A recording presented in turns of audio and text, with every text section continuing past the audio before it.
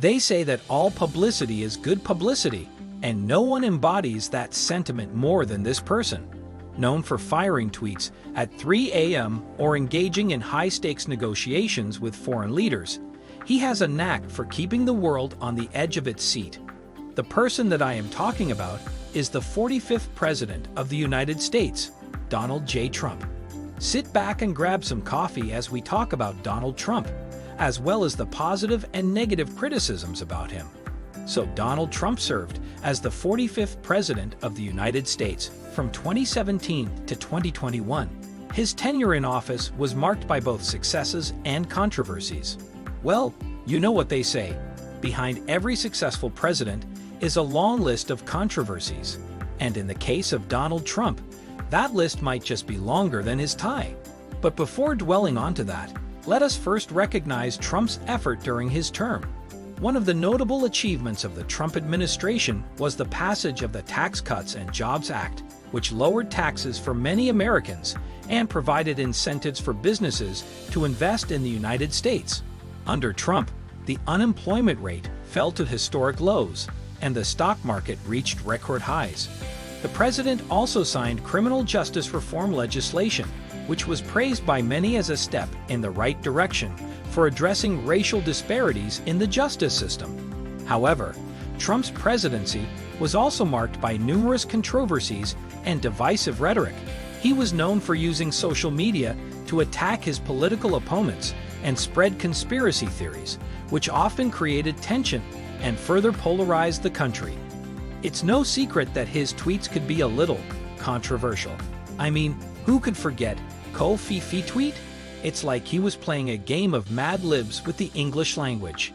To give a backgrounder for some who did not know the issue, the tweet, which was posted late at night and appeared to contain a typographical error, read, "Despite the constant negative press Ko-fi-fi," the White House offered several explanations for the tweet, including that it was a typo and that only a select group of people knew what the president meant by Ko-fi-fi. We've all been such typographical errors, but I hope that Ko-fi-fi isn't some kind of secret code that triggers a nuclear warhead. That would be quite the typo. Furthermore, Trump's immigration policies were also highly controversial, with his administration implementing a travel ban on several predominantly Muslim countries, separating families at the border, and ending the Deferred Action for Childhood Arrivals program. Some people are saying, how many controversial policies can we cram into 4 years? But in all seriousness, the impact of these policies on immigrant communities cannot be ignored, and their effects will be felt for years to come. This is the reason why the former president was often criticized by a lot of people, to which his allies said it to be framing. His ally, the Republicans, is one of the two major political parties in the United States, along with the Democratic Party. It is generally considered to be a center-right party, although it encompasses a broad range of ideologies and viewpoints within its ranks. So, some of the Republicans, including the former New York City Mayor Rudy Giuliani, said that this framing started during the Russian collusion charge. Of a group of people that, starting in about 2015, 2016, decided they were going to destroy Donald Trump. So this is like chapter 6 or 7 in the same book, which is let's frame Donald Trump. Let's get rid of him any way we can. It began with Russian collusion. Remember that? That was like 3 or 4 years. So we've concluded Russian collusion about as clearly as we can. And it's real simple. He was telling the truth and they were lying. The accusation of collusion with Russia was a major storyline during Trump's presidency, and it started with an investigation by special counsel Robert Mueller.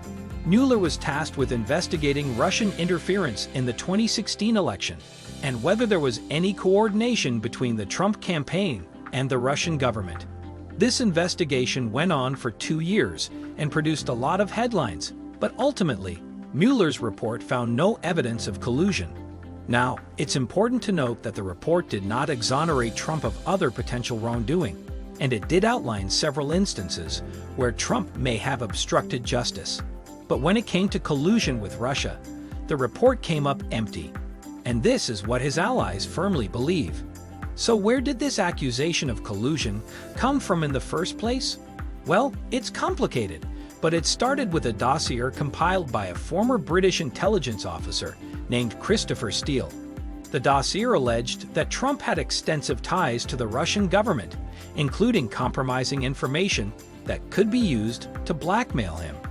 The dossier was later used by the FBI as part of their investigation into Russian interference in the election.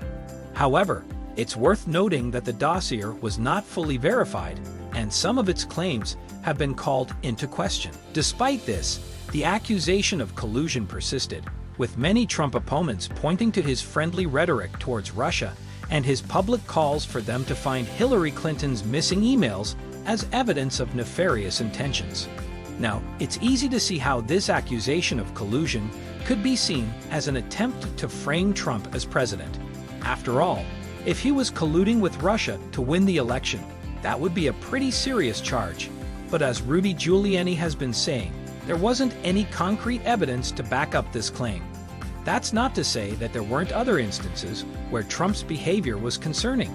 For example, his firing of FBI Director James Comey raised eyebrows and led to speculation that he was trying to obstruct the Russia investigation. And his personal lawyer, Michael Cohen, pleaded guilty to campaign finance violations related to payments made to women who alleged affairs with Trump. But for his allies' defense, rather than pinpointing all these accusations and criticisms that have not been proven true, why not focus on what he has done so far? There's a reason that every single one of your employees has huge smiles on their faces. The checks don't bounce and they live here in Florida. Like, it's all happening here. This is, it can't be overstated. Florida is the freest place in the entire world. And it is it's partly because of Trump and setting up a lot of this stuff. And Florida has had, an interesting population over the years, but it's because DeSantis fought the machine better than anyone over these last couple of years. And beyond that, I also think we need a shift. It's not about age exactly, but we're done, I think, being governed by 80-year-olds. We need a generational shift. For the Republicans, Donald Trump did a lot of exemplary things. He is focused on creating jobs and improving the economy. During his presidency, Trump implemented several policies aimed at reducing unemployment rates and boosting economic growth, such as tax cuts for businesses that I've said earlier and deregulation of industries. Well, I guess we can say that Trump was really invested in creating jobs. Furthermore, as what his allies have been saying, Trump's administration eliminated numerous regulations in various industries, allowing businesses to grow and create jobs, thereby promoting personal freedom and opportunity. Indeed, there is a growing sentiment among many Americans, including the Republicans, that we need a shift in perspective when it comes to governance and leadership. The traditional view that only those who have been in politics for decades are qualified to lead has been challenged in recent years, particularly by younger politicians like Donald Trump. One reason for this shift is that many people believe that the political establishment has become out of touch with ordinary Americans. For too long, they argue, politicians have been focused on their own agendas and have ignored the concerns and needs of everyday citizens. By bringing in new voices and perspectives, such as those of younger politicians, they say that the concerns of a wider range of people are heard and addressed. Moreover, younger politicians for other people may bring a fresh perspective to governance, unencumbered by the biases and entrenched beliefs that come with years of political experience. Of course, it's important to note that age is not the only factor that determines a politician's effectiveness. Experience, knowledge, and leadership skills are also crucial. What do you think about this topic? Do you agree or not with what has been discussed in this video? Let me know in the comments section below. Don't forget to like, share, and subscribe to Finance Zoo channel. I'll see you in the next video.